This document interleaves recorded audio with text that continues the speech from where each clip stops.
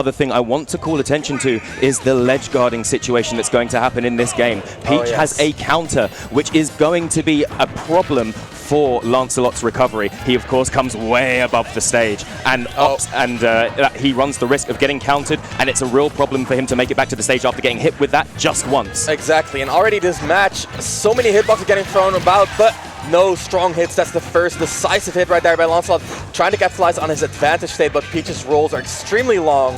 That's going to help a lot. We've seen Lancelot use that up B on Battlefield, going to the top platform to really minimize his lag. Absolutely, and he's able to really drive Meru outside of center stage and seize all of that stage control for himself. But Meru, this is where he takes all of that lovely damage. Very little room for Lancelot to make any decision, but he does manage to choose right. He's going off stage, trying to chase him down. Meru gets back to the stage and seizes stage control, but it doesn't last for very long. And as you said, both of these players so aggressive, feeling each other out in the neutral right now. But neutral interactions are very scarce right now. They're just... It is. It's a lot of advantage state, a lot of combo game as well. And look at that, the corner situation, the run-up jab by Lancelot, such a good approach. And Meru just forced to deal with those hitboxes. He cannot jump over those sweeping sword slashes, and that is a big boon for Chrom in this matchup. Absolutely, and what you just saw over there on the left-hand side of the stage was Lancelot take about 6 or 7 character lengths away from the ledge, respecting Meru's side B option, that Peach butt bump that you can see a lot of Peaches pop off the ledge, but he's in trouble. Back throw puts Chrom off stage, and here we see the air to the ledge. Very hard to cover for Peach, and the roll up tilt, a classic, of course. Of course, that's going to cover that drift-in option from the ledge. You're going to see Lancelot going to that quite a lot, as well as air dodge to the ledge. He wants to get off of that ledge as quickly as possible, giving Meru so little time to make a decision and set up a nasty edge guard. Another upbeat, does not go to the top platform this time as a mix-up, and we see Meru really abusing that back air, and I do believe that is because Chrom does not deal with pressure that well. So when Meru does get in, he tries to utilize that pressure game that Peach does have with that back air, with the float cancel nairs as well. Another one of those back airs, and Chrom just maneuvering around that very well. Yeah, and there we see the slow walk in again from Lancelot. Respecting that option, the double jump sniped. He had his jump taken from him there, and once he got hit by that, after he's burned that one jump resource that he has no choice. He has really no options to recover left.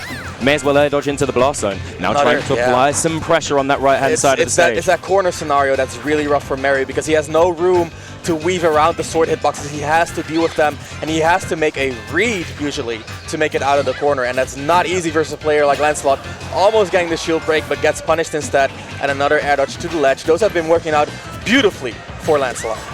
Empty jump into the chair. Yep, he waited just for that shield to be small enough. If I'm not mistaken, that was a shield poke. I didn't see him go for an option. I think Meru jumped out of shield. He was a little bit impatient. He wants to get out of that shield as soon as possible. Anyway, no cigar. Lancelot opting to take that platform, but getting back down to stage proved a problem for him. However, we see that counter coming out, didn't quite work out for Meru, and if he times that right, it could be a real problem for Lancelot trying to get back down. But now we see him going for that grab. He's going to try and start up an advantage state right here. Meru getting straight back to the ledge. Lancelot's currently unable to open him up. Another empty jump jab. It keeps working on Meru right now. Meru a little bit too eager to press the buttons, and in this scenario, there it is again. It was the corner scenario, time and time again. The scenario that Lancelot really gets the most mileage out of. And if you saw right there, you saw Meru hesitated. He floated above the ledge for just a split second, and Lancelot did not let that chance go wanting. I don't even think it was hesitation. He was baiting out an option, but Lancelot just pulling the trigger that much faster. In that case, incorrect spacing on an attempted whiff punish. I feel like Meru really likes utilizing the float, and then he slightly spaces forward and then immediately retreats. It works very well when players are not used to it. But Lancelot has played Meru plenty of times, and he knows to overshoot his forward tilt just a little bit. And because Meru is that hesitant in disadvantage to really swing immediately, he likes to mix up his movement first. That really means that he loses to those situations in which Chrom just pulls the trigger immediately. Okay, so now we see that Meru has opted to go for Kalos right now, and who do you think that this stage pick benefits the most, or why do you think Meru feels more comfortable on this stage than Battlefield? The critical thing about Peach on the ledge, we've seen him struggle with the corner, right? That is because he's trying to use his float to mix up, but when you grab the ledge as Peach, you normally get all your resources back, not float. So this platform allows Meru to retreat to a platform from the ledge very safely and then get his resource back. So that's the main reason why he loves Kalos. Okay, good explanation there. Yep. All of a sudden, though, Lancelot is finding himself piling on some pressure despite being at almost a 60% percentage disadvantage. And one thing I do like from Meru, he's pulling out the turnips, and the turnip is how Peach really evens up the game versus these ranged characters. At the long range, usually Chrom cannot do anything, but Peach can plug those turnips. This is a dangerous situation, and here comes that counter. Perfect spacing by Lancelot to survive and make it back. Very well done. The Nair 1 gets stuffed out on the roll, the back air right there, and Meru with the first lead of this set. Yeah, we saw right there, Lancelot trying to cross under Meru, but Meru was ready for it, ready just to drop down upon his head with that back air, and absolutely no quarter given. Meru with a 1 stock advantage, floating above, trying to bait out some aerial options. I mean, he dodged the forward tilt with the float, very well done, making it back to the stage without being in the corner at all. Now, once again, the forward tilt coming out, getting punished by the turnip. Exactly what I mentioned, right? It's the turnip that equalizes the range advantage.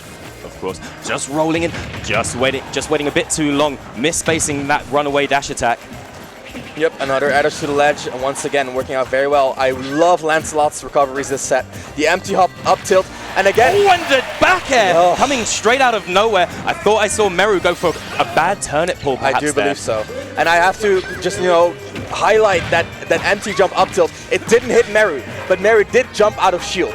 So it was the right call, and these empty hops, I feel like Lancelot needs to keep capitalizing on those. No float for Meru. Meru is in a really bad state here. Just go straight over. No double jump for Meru, but he has float, and the float gets called out by the overshoot back air right there. Lancelot picking all the right options, capitalizing on Meru's player habits beautifully. Here's the corner. There's the jab. He wants the jab! There we go. Jab it is. That jab to back air going to finally take that second stock of Meru's. Meru playing at a stock disadvantage right now. Gets the dare at the ledge. He's going to try and follow him off. Is he going to go for the counter? Not this time. And that dare sending him the wrong way. That was the first time he caught on to the air dash to the ledge with the down air. It did not lead into much, but getting that hit is very, very critical because it tells Lancelot you cannot only use the air dash to ledge. Coming back to that in just 1 second, we just saw Lancelot falling to stage. I don't know whether he burned all of his resources over the stage, whether he had a jump or not, but we just saw him plummet down to that bottom blast. Definitely lost his double jump somewhere in the chaos, but at the end of the day, he was at high percent. It was bound to happen sooner rather than later. So now we're back to even stocks, but what started as a lead for Meru is now a deficit. Once again, the turn up equalizing the range difference, and after recovery, no counter by Meru. Great mix-up by Lancelot. Meru was expecting the double jump air dodge to ledge, countering it with the down air, but Lancelot just 1 step ahead. Ramses, I'm scared for Meru right now. Right now, he's... Oh, no! Oh. There goes the back air. He rolls in on the platform. He gets faked out with some jab attempts, and Lancelot is ready for the panic roll inwards with that back air. Takes game number 2. I feel like Meru has a few too many habits around the ledge. Definitely impatient, making it out of the corner. And Lancelot just capitalizing on the habits so well, like the empty jump into a ground move like a tilt or a jab, as well as just, like the forward tilt overshoots, the back air overshoots, capitalizing on Peach's lacking speed as well. And I feel like the turnips really are the key here. They equalize the pressure as well. You cannot space an aerial and be safe when Peach has a turnip in hand, because she can throw the turnip out and force you to shield. And then it's her game. Of course, and of course it's not that executionally difficult. You can throw those turnips in either direction with the C-stick. And then the back throw has even more frame advantage, allows you to zero death even if you do perform perfectly. But there's no zero deathing here, there's no turnips here even. It's all Lancelot showing his dominance, and dominant he is. Jab, back air, the name of the game here. Game number 3. Yeah, Lancelot has only taken 30% himself, and he's lapped him in percents even. Yes. Another thing, oh my goodness, he's been sent off stage. I can come back to what I was going to say in a second. We're in exactly the same situation. Meru getting baited into. Good whiff punish from Lancelot with a forward tilt, and Meru straight back into disadvantage. It's corner, corner, corner, and Meru cannot make his way out. It's all Lancelot. Look at this. Another punish on the burst range option. Lancelot is not letting Meru out of the corner. It's all advantage state here. Forward tilt, it's safe. No turnip in hand. Jab to forward air, a miss input, but that was definitely a kill confirm right there. Of course, corner. And of course, right there, he takes the turnip and he manages to apply some pressure to its owner, Meru. And Meru is staring down the barrel of going 2 stocks down right now. Yeah, he used the platform to regain his resources, but there's no respite. He gets caught everywhere he goes. Relentless, I think, is the most descriptive term for this pressure. I was going to call attention to the fact that Meru wasn't respecting Lancelot's up B at the ledge because it can kill him. But right now, Lancelot hasn't had to recover once in this game, I don't think. It's definitely a rough call right now, but there's the counter and there's the KO. Meru putting himself on the board, saying it's not over till the fat lady sings, and definitely right now there's potential for Meru to make the comeback. We've seen it happen before. It's one Peach combo, and that's half your stock. Right now, Lancelot's putting on a lot of aerial pressure with these retreating up airs. Meru does manage to find his way back to the stage. He's trying to get some offense of his own going. Back air, but Lancelot manages to spot dodge the dash attack, applying pressure with those jabs, threatening another Jer. Not going to kill from center stage, but he manages to put himself into a really favorable position right now. Finally, Meru finding some success, finding his footing, pushing Lancelot into the corner himself, but the platform actually helping out Lancelot with his recovery. And in this scenario, that is the worst possible scenario for Meru. Meru's got to recover here against exactly the same pressure he's been facing for 2 games so far. It was too little, too late. The roll up tilt once again, finishing it off, and Meru's burst options is getting countered left and right, and Lancelot advancing into top 8. Of course, and well-deserved, so he has clearly been ready for that matchup this whole event. Yes. We know that matchup was won and lost at the ledge in Lancelot's favor. How did Lancelot manage to place Meru there, though? It was neutral win after neutral win. Yeah, for sure. And I mean, it's a combination of pressure and continued passiveness. You know, it's a passive-aggressive pressure, which is created by the speed and disjoint.